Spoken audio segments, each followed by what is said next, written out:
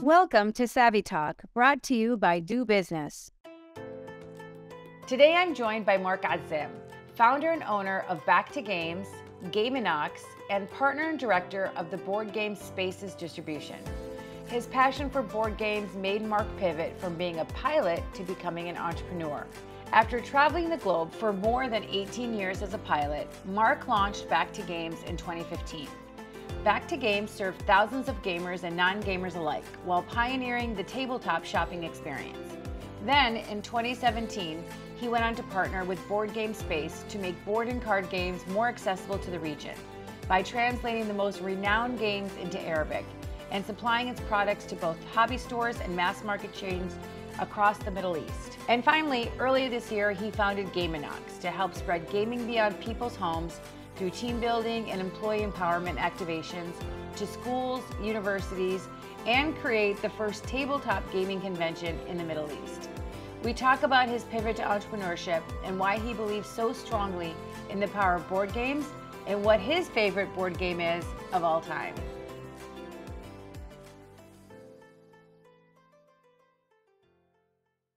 Hello, Mark. How are you? Hi, Maha. How are you? Good. Ramadan Kareem. Ramadan Kareem to you as well. We're at the home stretch. We're at the final 10 days of Ramadan. How does it feel? It feels good. I'm not really here to notice it much, but it feels good nonetheless. So let's talk a little bit about your journey. I'm fascinated by what you do and your passions and your story. I want to dive in. So you were an airline pilot for 18 years, and you made the transition into entrepreneurship in gaming. Tell us a little bit about that path and how did you get there? So I started about maybe 8 years ago, April 2015. It was something just as a passion project is what it started as. It was meant to be a small kiosk, and that's what it began with. And then it just ended up growing and growing, and a lot of people came towards it. It built communities, and it just became something a bit out of control at this point. So this is the reason why I've decided to pursue it full time and leave flying after the 18 years that I've been flying. I have another month and a bit to go. You have 3 companies. One of them is called Back to Games, one's called Boardgame Space, and one's called Gameinox. So why gaming? Correct. What's the interest behind games, board games? Well, gaming has been something which has been a fascination of mine since I was very young. I used to video game and board game as well. My mom was a big time when I was younger. I just think escapism is something which is very much entrenched in humanity. I've decided to choose the medium of board gaming to escape. Some people choose different escape methods, I guess, and it's just a place that you can just let your imagination be free and enjoy other worlds and enjoy company of other people and socialize with them. I think it's a really great medium for that, actually. How did you do that, or how do you build 3 successful businesses? They all have different purposes. I think that's the reason why they all under the umbrella of tabletop gaming, as we call it. The first one is Back to Games, which is what I started with, which was the retail one. It still is here till now. 3 shops have been open since.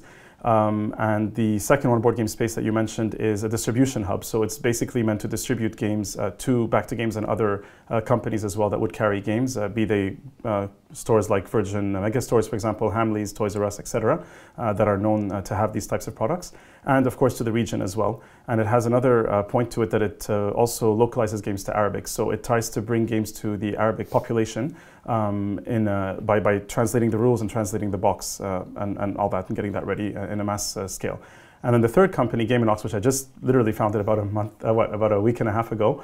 This one is meant to target corporate and university type establishments. So we would bring gaming into corporate fields or corporate areas or companies, and we would team build and activate and basically employee empower using gaming as the medium as well. So I'm trying to hit 3 different parts of the industry, if you wish, and Gameinox will also be in charge of all events that we will be doing. How did you think about educating people in the market about the importance of board games, especially bringing the most popular ones and Arabizing them? It's actually been a difficult journey. It's been quite an uphill journey.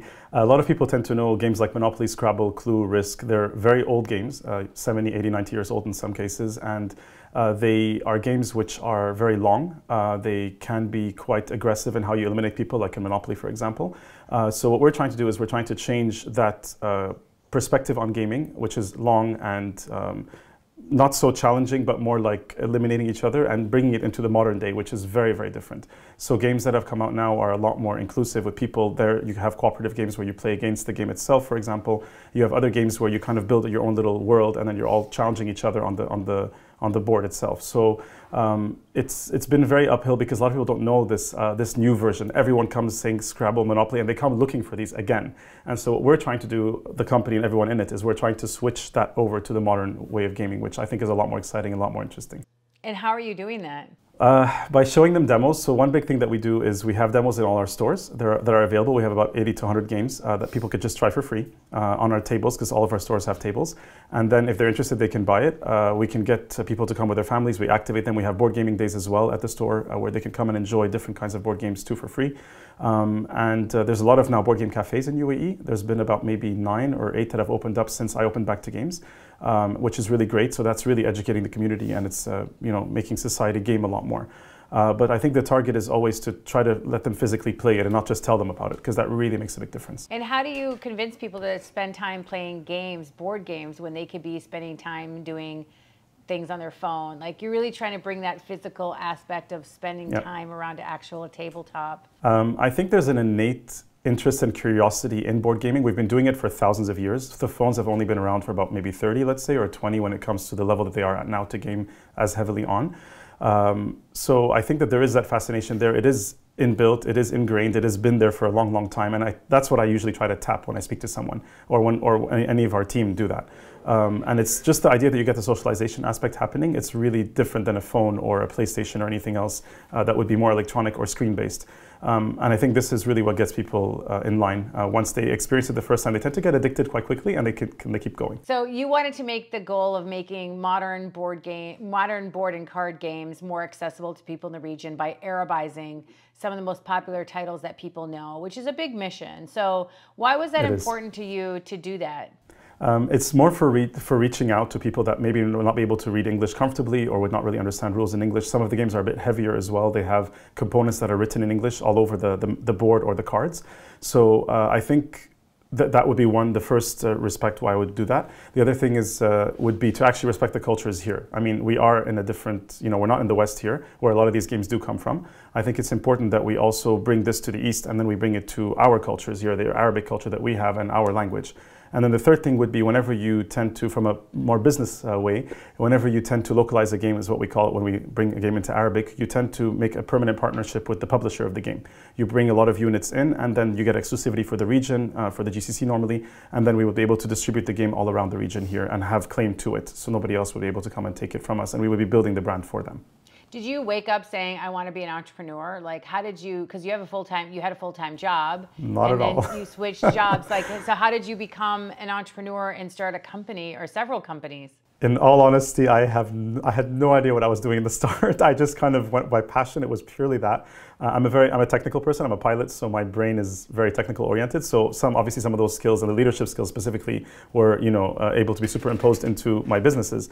But I did not ever think it was going to be that. I really thought it was going to be a small project, which I was going to just stay as a kiosk. But just the reciprocation of the people and the demand that was coming and the interest and the people I was meeting specifically got me to really want to do a lot more than what I was doing and just keep growing it to a point where now it's not sustainable to do everything together for one person. So, I mean, of course, there's a whole team with me. It's not just me. But so in the future now you're going to be focusing on this full time and really building these 3 companies and businesses. I'm fascinated by the team building, the entrepreneurship part of having corporate cultures, thinking about gaming as a way to build culture. Talk to me a little bit about that. Why did you think that there was a market for that, especially after working remotely in a post-pandemic world? Exactly that. So you brought it up. That was my first point. The fact that we're into a new post-pandemic world has changed a lot of things. I've realized a lot of colleagues, including some even back where I work before, people have been a bit disconnected, not a bit, sometimes in some cases a lot. I've heard from my friends in Canada, back home, and other countries as well that I meet and I go to, that the work culture has totally changed post-pandemic. And I think that gaming would be a very good way to kind of rebuild those bridges again amongst employees and amongst the managers and their employees, for example, even all the way up to a CEO level, and try to get them to come around at something fun, not too dry, not too boring, and at the same time they can all experience it at an equal level and enjoy it. I really believe in companies, equality is very, very key. I run my companies in that way. Although we all have different positions and different responsibilities, I really think that everybody being able to be heard and to communicate is absolutely key to any company's success, be it mine or anyone else's. And I think gaming really has an amazing way of doing that. I love that. Quick rapid fire do's and don'ts. Do's and don'ts, I'm going to say like a topic and you say the do's of that and don'ts. Okay. So do's and don'ts of board games. Don't play old board games. Try new board games always.